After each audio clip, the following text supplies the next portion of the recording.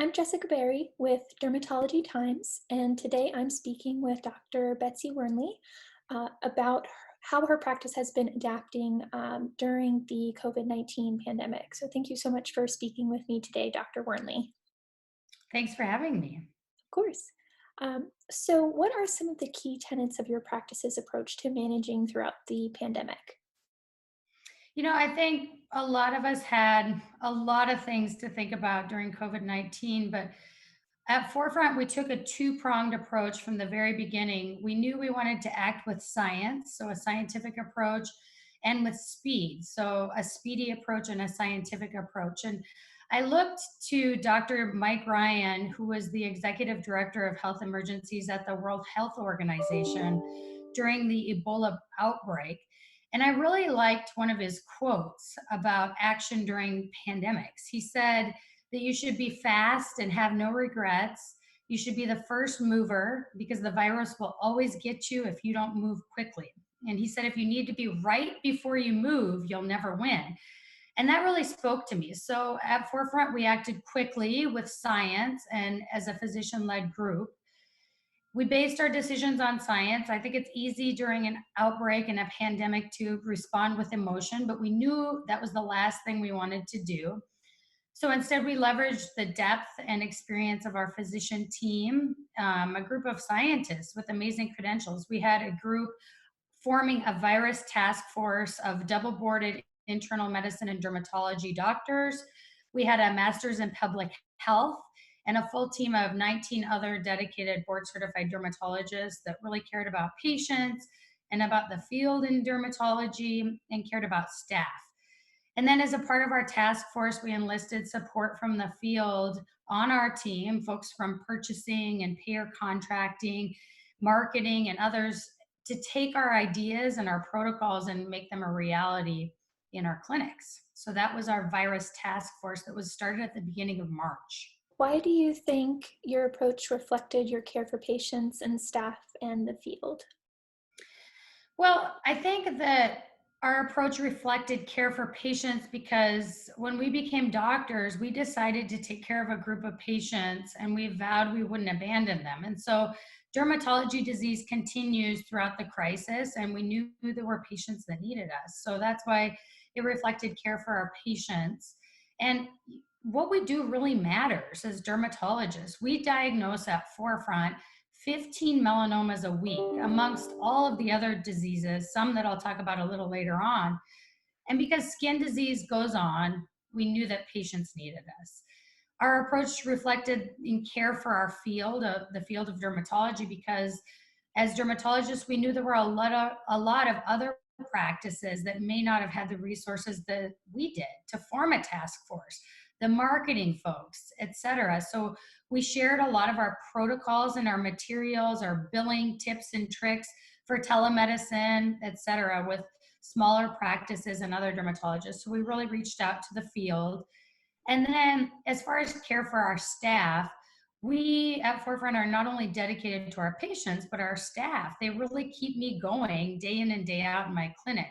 And so our actions serve to protect them in the office. We got them masked with PPE, et cetera, but they also were kept employed, and that is important to our staff. And we decided to pay for their benefits throughout this pandemic. So that's why I feel our approach was serving several folks, not just our patients and dermatologists. Can you share some of the critical decisions made by your task force?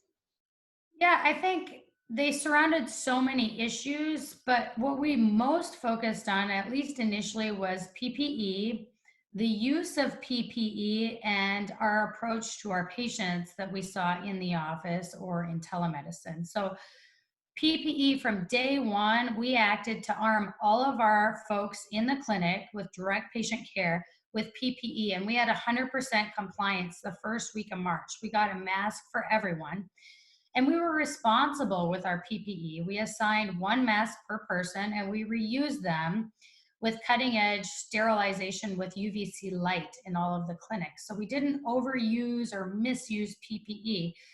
But, I think there were questions all around about who should be using PPE when hospital workers need them. So for those who question if we should be in kind of the mask worthy category, I would say this. No one would argue that there's conditions that need our expertise as board certified dermatologists. There are truly urgent patients that can be best cared for by us, not by our PCP or ER colleagues. And so for these urgent patients, we need one mask per person. And that's the same amount we use for an entire day in the office and more days than that with our approach to PPE. So we felt that our approach was not only responsible, but it was necessary. And then, as far as the patients seen that the COVID task force kind of gave direction on, we compiled first and foremost guidelines state by state, and we followed the state guidelines, knowing that we're essential, providing essential services. So, some offices were allowed a little more access to patients than others based on the state regulations. But in some states with a low incidence of COVID, we were able to remain open to emergent and urgent care, as well as allowing patients to self select and decide whether their condition was bad enough to come in and see us. And we saw those patients. But in all cases, our task force recommending halting truly non essential services like cosmetics. And we also identified patients that we thought should stay home, the more elderly folks, and we called them immunosuppressed patients. We compiled a list of every single patient that we see that are immunosuppressed, and we gave them different guidelines and did things like set up telehealth visits, et cetera, because we didn't want to totally shut off care for these patients. So we were really diligent in our PPE use and our PPE, diligence in being responsible using one mask per person, and then kind of triaging what patients came in. Can you expand upon your decisions to remain open to emergent and urgent care patients? And how has that been received by your patients and community as well as your peers? Yeah, so I think I've said already that my view and our view is that dermatology is an emergent, life saving, vital field. As I stated prior, we diagnose around 15 melanomas a week, and a delay in melanoma treatment can increase the death rate by 50%. It's a bad actor, a bad cancer, and it kills. It's one of the most common cancers actually in young adults. So this is happening whether we have COVID or not. And we knew we must remain vigilant to treat and diagnose and keep patients alive. So melanoma is not the only thing that we treat that's urgent. By saying that what we do is not essential, we're literally wastebasketing ourselves with cosmetic folks and spas. And that's really not who we are, at least not at Forefront. I think dermatology in general needs to do a better job educating the public that we're an emergent, life saving, vital field. So, as I thought about this question, I wanted to highlight just one day in my personal clinic during COVID-19. Just in one day, I saw all patients, all comers that self selected. And one of the patients came in, his hands were covered in blisters. He was so miserable that at my receptionist desk, he said, I almost killed myself last night because I'm so miserable. I went into my basement, but I couldn't load the gun because my hands were too blistered. And I diagnosed him with EBA, a miserable disease linked to an underlying multiple myeloma. This man would have, if not hurt himself, he would have ended up in the ER where COVID is, and he wouldn't have gotten the care that was essential for him. So I ask many people, how can you trust a scheduler to make a medically necessary decision, to decide if that man was urgent enough to see a board certified dermatologist? That same day, a few patients later, I saw a patient who called in for white spots on her back after she returned from vacation in Florida.